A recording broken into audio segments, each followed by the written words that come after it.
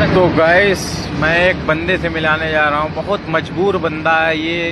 इसकी मजबूरी देखी नहीं जाती, सुनी नहीं जाती है। इनसे हम मिलवाते हैं। नाम क्या है आपका भाई? हेलो भाई, आपका नाम क्या है? नसीम है। तो सैलरी उरली टाइम पे आपको मिल रही है कि नहीं मिल रही है? टाइम पे कहाँ मिलती है, सुबह से शाम हो जाती है यार। अच्छा, नहीं मिल रही है सैलरी? नहीं मिल तो अपनी शिकायत करो ना गवर्नमेंट से। हमको सैलरी नहीं दे रहा ठेकेदार। करी थी तब भी नहीं मिली यार। तो आपके ठेकेदार का नाम क्या है? तौफीक। कहाँ के रहने वाले हो आप? यूपी के। यूपी से। तो कितने साल हो गए इधर? यहाँ होने जा रही 12 साल। 12 साल होने जा रही हैं आपको? हाँ। बताओ गाइस, ये 12 साल से यहीं पे पड़े हैं। इनकी अभी 1 रुपया भी इनको सैलरी नहीं मिली। घर जाने के लिए इनके पास किराया का पैसा नहीं है। थोड़ा ये माइंड से जरा होता है, इसको पैसे से देना पता नहीं।